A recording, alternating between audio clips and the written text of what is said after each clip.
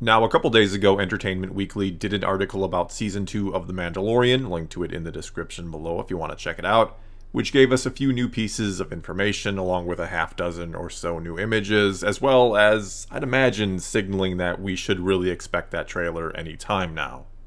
Anyway, of all the things said or talked about, there were a couple that stood out to me that I'd like to address here, the first of which were some remarks made about the future direction of the show, or the direction it'll possibly take, made by Jon Favreau and Dave Filoni, where Favreau had this to say. The new season is about introducing a larger story in the world. The stories become less isolated, yet each episode has its own flavor, and hopefully we're bringing a lot more scope to the show.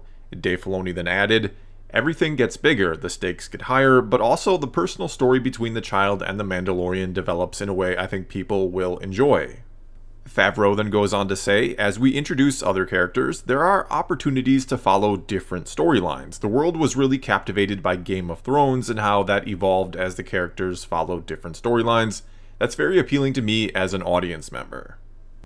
Okay, and first of all, as I've said many times before, I'd love to see a Star Wars series with a Game of Thrones style to it, where you have multiple different characters, storylines, big overall mysteries, and of course, plenty of political intrigue, and that random factor where it feels like anything can happen or a character could die at any time, though I'd always kind of hoped it would be set in the Old Republic era. Either way, the idea of making that type of Star Wars show or series has to be extremely appealing to Disney and Lucasfilm as well, because if done right, it could obviously mean a huge audience, which means a lot of merchandise sales and high subscription numbers for Disney+, even though, if I recall right, Game of Thrones was the most pirated show in history. Regardless of that, arguably one of the most impressive things about the success of Game of Thrones is that it was in the fantasy genre, a genre that, let's be honest, a lot of people don't generally get into, with a few exceptions, of course. I'm looking at you, Lord of the Rings trilogy, and a couple others. Yet Game of Thrones truly did manage to capture the attention of the world, and held it by and large for 8 seasons, despite, again, being a genre that most people tend to actively avoid for some reason, or just not get into. And yes, you can certainly say Star Wars, which is a blend of fantasy and sci-fi really, is another genre that your average person, if you will, doesn't often get into, yet they did there too. And so why is that? Why did people who normally don't care about the fantasy genre get so into Game of Thrones, for example? Why was it the most popular show in the world? Well, it's because the characters and their individual stories and how they interacted with each other was immediately interesting, if not fascinating. They felt like real people with real issues that you could, on some level, relate to.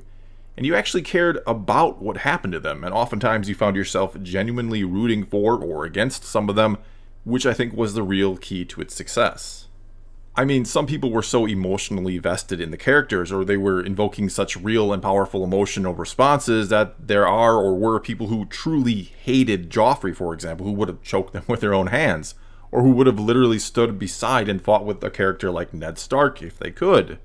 And at first, the larger picture or overall story, as well as that fantasy setting around them that some will find difficult to swallow or get into, was almost irrelevant because the characters themselves were that captivating, and then before you know it, you were interested in caring about the world itself and all the lore, and that the White Walkers might come destroy it all. You're wanting to know more about these mysterious things that were only vaguely referenced at first. And really, the original Star Wars trilogy did something very similar. In the first movie, it focused primarily on just the characters and threw them into this much larger story that would have taken a movie in itself, or a whole prequel trilogy, to fully explain.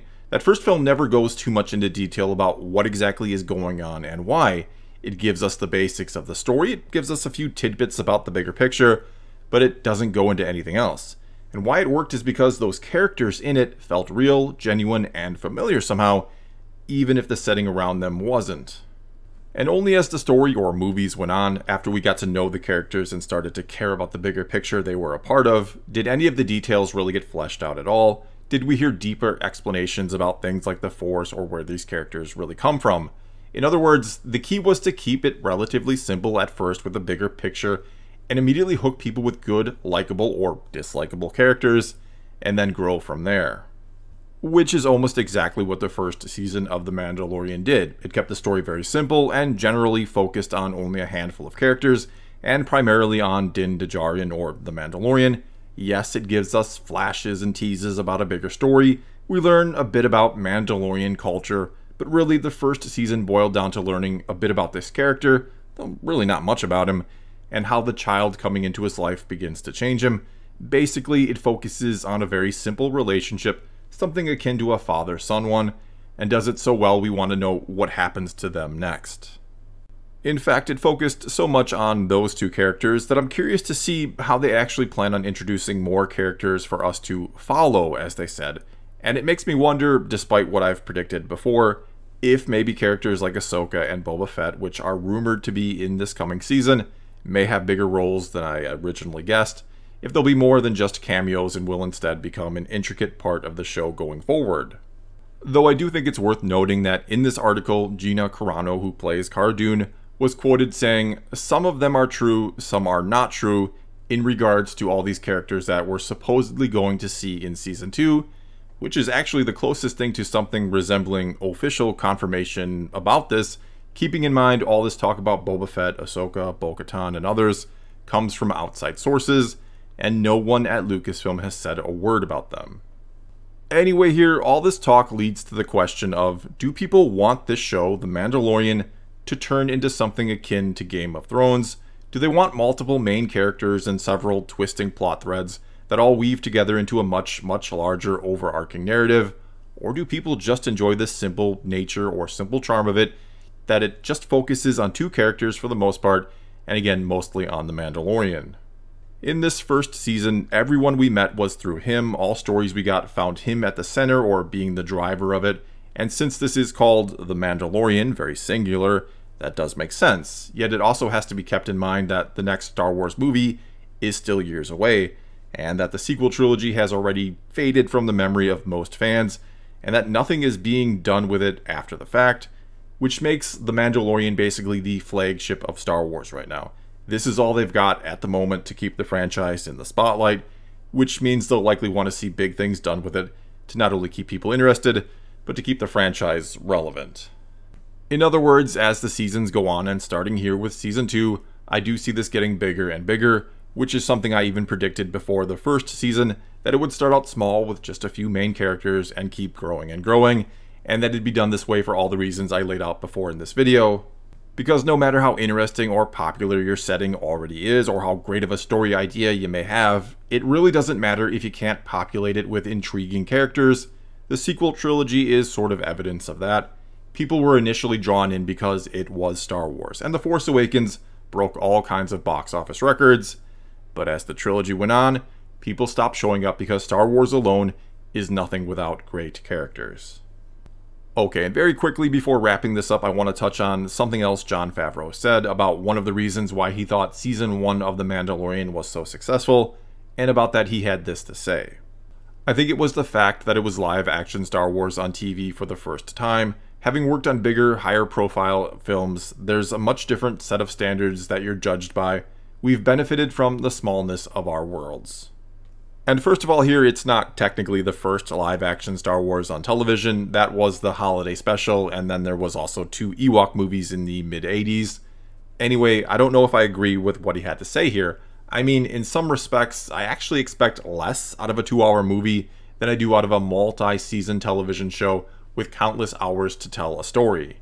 Maybe not so much on the visual front. I do expect movies to, in general, look better than a show, but certainly in regards to story and character development. I mean, sure, I expect a tighter, more focused story out of a movie, but when it comes to a TV series these days, you have to keep people interested and hooked for years and years, and you have to do it in multiple small segments, or hour-long episodes, or however long an episode may be.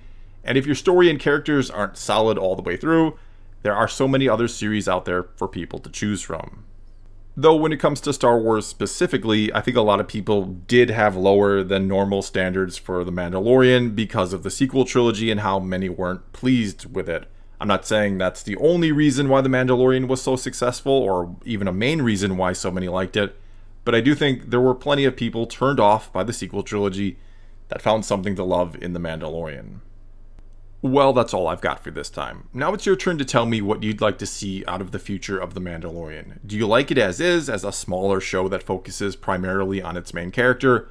Or do you want to see it expand, focus on many characters, and become something like a Game of Thrones? Whatever the case may be, leave a comment below and let's talk some Star Wars. And until next time, thanks for watching.